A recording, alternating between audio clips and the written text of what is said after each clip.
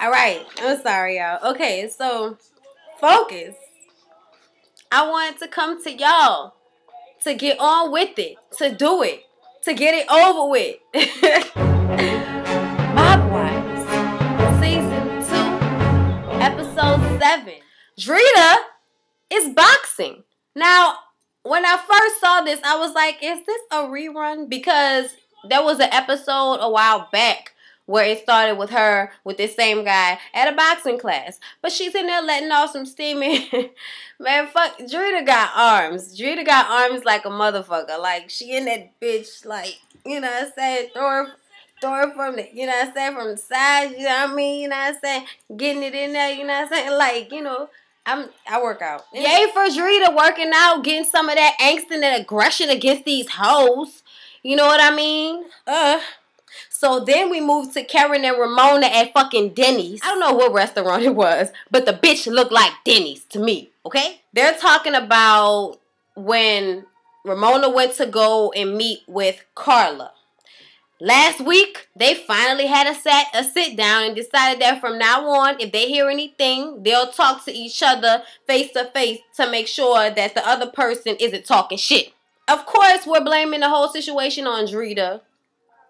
She's saying that she still feels as if Carla's mind may be molded on some things, but she likes her. She has nothing against her. And she wants to move forward and be cool with her. And so does Karen. I think they just want to be friends with her so that they can take her away from Drita. Just so they can have one more person on their side. That's what I think it is. I don't think it's necessarily that they like Carla. I just think it's a smart tactic. These are some bitches who are looking at it like it's a fucking war when it's really not. Like, bitch, who gives a fuck if you hoes don't like each other? What the fuck? I'm sorry, y'all. My hair is like, today. Yes. Carla meets with Drita to talk about meeting with Ramona. So it's the reverse. And these hoes look like they at, I don't know, don't give a fuck. Whatever restaurant these hoes went to. They're sitting down and they're talking about the situation. And Drita is like, really? Why would you go to see her? You know, like, you know, I told you how this bitch is, blah, blah, blah. But at the end of it, Drita is just like, that's cool if that's what you want to do, but watch your back because these motherfuckers will stab you. And Carla is like, she said what she had to say, but she feels like from now on they can take it, you know, to each other. They don't have to go, oh, I heard this shit from that bitch and this shit from that hoe. It's gonna be between them two. You understand me? Then, oh yeah, and Drita kept saying how she think that Ramona is a manipulator. And Ramona thinks that Drita is a manipulator. I don't know who the fuck is manipulating who, but I feel like I'm getting mind fucked by some motherfucking body, y'all. I don't know what the fuck is going on. All I know is these hoes is singing the same song to one another, and it's just a whole bunch of bullshit. And I wish that somebody either fights or gets to the bottom of the shit because I'm tired of it. Like, shut the fuck up about it already. Get over it. Big Ange. Yes, my homegirl Big Ange is going to get a talk, and she's talking about how back before wise guys would buy me gorgeous furs and houses and jewels and I'd get whatever I wanted. Now I gotta buy my own damn puppy. What's that about? She dresses him and everything. He has a Louis Vuitton collar and I dress him up and I put designer clothes on him and he's just, look at his little face. He's just as cute as he wants to be, isn't he?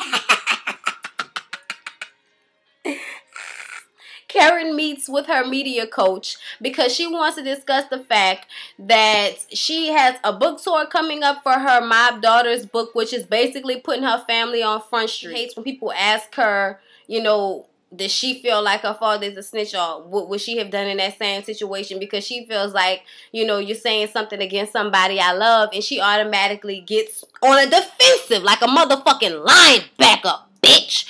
She gets all upset in her motherfucking feelings when you say something about the fact that her daddy, who killed 19 people and then turned around and fucking snitched, she gets mad when people call this nigga a murdering ass snitch. Really, bitch? You need to get the fuck over it because that's exactly what he is. It doesn't matter that he was a good father. He's still a murderous ass gangster motherfucker. Like, get over it, bitch. God. Don't talk about it in the book if you don't want nobody to ask you about it, bitch. Jesus Christ. I mean, oh, Lord, I'm using the Lord's name in vain. Save me. Then we get to Renee and Junior, and they're having a therapy session, and basically their relationship is going into the fucking crapper because Renee can't trust Junior. So they start to talk about how Renee feels that he has taken away her self-esteem. They were fucking, and he wants to look at her in the face now. And she's like, why do you want to look at me in the face now? And he's like, it's because you lost weight, and, you know, you're easier to look at. She shuts down after that. And she's crying and saying, why would you say some shit like that? That's some hurtful ass shit. Which it is. That's some insensitive, hurtful ass shit. But later on, she starts apologizing to him. And I'm like, no, bitch. He wrong as fuck. He been cheating on you. Y'all get back together. And it's a possibility that he might still be cheating. And he mad at you because you feel some kind of way about the fact that he calls you fat and deepen the blow of your insecurities having to do with him. Fuck him. Bye, Junior. There's more dick, Renee. Please get it. Please find it. Please seek it out. Wide, high, low spaces in narrow brooks across the mountains and, you know, across over the river to Jericho. I don't know, but I know that there is some better man out there for you, boo. There is. Big Ange and Drita meet up at the dog park to take King Louie, that's Big Ange's dog, for a walk and get him some exercise. So they're talking about the fact that Big Ange's guy, the guy who, you know, the wise guy she was dating that went to jail for 28 years for murder. Yes. So supposedly he shows up at Big Ange's house with a knife that can't get fingerprints on it. What the fuck is he bringing that for? What is he gonna do with it? Oh my God. Then they start talking about the Karen and Ramona situation. And Big Ange is like, y'all bitches need to get over it. And Drita is like, I'm over it. They keep bringing it up. This is why they don't like me. I don't know what else to do at this point. So that's what Drita is saying. And she's basically saying the same thing she said to Carla, that this is on Carla if that's what Carla wants to do. But Carla should watch her motherfucking back. And Big Ange agrees. You gon' see, it's gon' be some slow singing and flower bringing.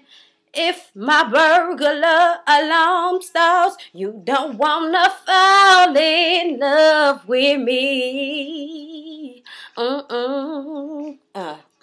Not me. See, you don't wanna fall in love with me. You're not ready. You're not ready. Then we get to Renee sitting in the park, which is actually across from the courthouse. She's waiting for Ramona's ass to come out of her boyfriend's arraignment. And she's trying to get in touch with Junior, and she's trying to apologize to him and say, you know, I'm trying to apologize to you, Junior. Why aren't you, you know, why aren't you being receptive? I'm trying to get us past this. I'm sorry. And he hangs up in her face. So she's like, fuck you then. So Ramona comes out. And they start talking about the fact that Ramona's boyfriend is going to jail. And Renee is giving her the real. Renee is like, this is what happens when you date a man in his lifestyle. It's going to be a long, drawn-out process. He's probably not going to come home anytime soon. And prepare yourself for the worst, bitch. Guard your loins. Guard your loins, bitch. Stop acting like this is something that you don't know. You already knew this, but you still get involved with a motherfucker who's in the mob, bitch. You should know the signs. That's like being with a crackhead and not knowing about it. Really? He's just extra hyper after he comes out of the bathroom. Really? Okay. This burnt glass dick smell don't set off no alarms. No? Okay. So then we get to Drita and her daughter, Aaliyah. And Aaliyah is asking her, has she ever gotten a fight? Because some shit happened at school, and she's asking, has Drita ever gotten a fight? And Drita is trying to ignore the question, but Aaliyah is like, Mommy, you know I'm smart. Don't try to ignore me. Answer the question. And right before she can answer, the phone rings. And who is it but Lee? And she has not talked to Big Daddy Ding Dong Lee in a long time. And as soon as they get on the phone, she's like, you know, it's been a while. What's up? And he's like, I'm sorry he's trying to contest the divorce, first of all. And then he apologizes to her. He confesses and says he fucked up. He know he's sorry. And that he wants them to work it out because he has to be in her life one way or another.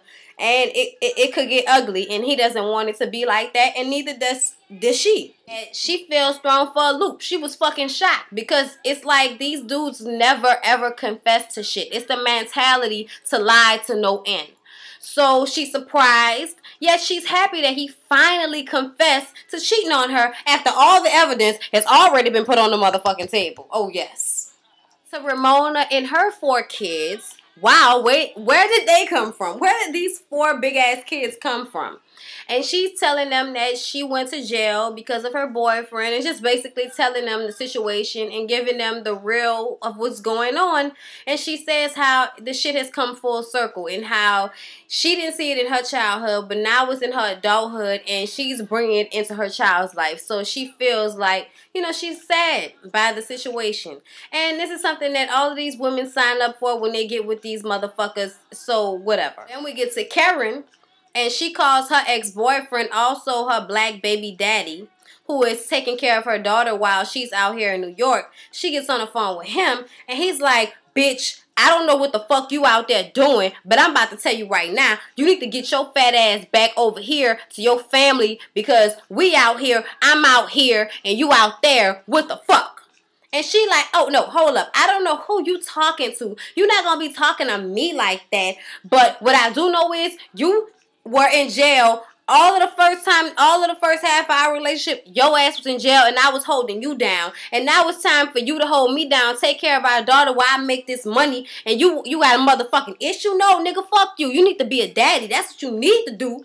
And she hung up on his ass because he was like, I'm an OG. I'm a real OG. I don't know who the fuck you think you talking to. I'm still an OG. And she was like, well, guess what? I'm still an OG too, motherfucker. Click. Click. But she was like, she's going to arrange for her daughter to come out there to New York with her. So he needs to just shut that shit up. Boop. So then Drita, Carla, and Renee meet up. And Drita tells them about the situation with Lee and how he apologized and confessed and how she feels about it. And she's happy about it. And Renee, of course, is coming with the real. Like, even though he says that, that doesn't mean that he's going to change. The shit can still go on just like it has with her and Junior. So as she's giving out the advice, she's realizing that she needs to take her own advice and that her relationship with Junior is not going to be what she thought it was going to be because it's obvious that she can't let go of the past and he's not really able to hold on and go through whatever he have to go through to earn her trust. Ooh. So this was my review of The Mob Wives. I hope you enjoyed it. Don't forget to thumbs up, like, comment, subscribe. I hope y'all enjoyed this. Peace.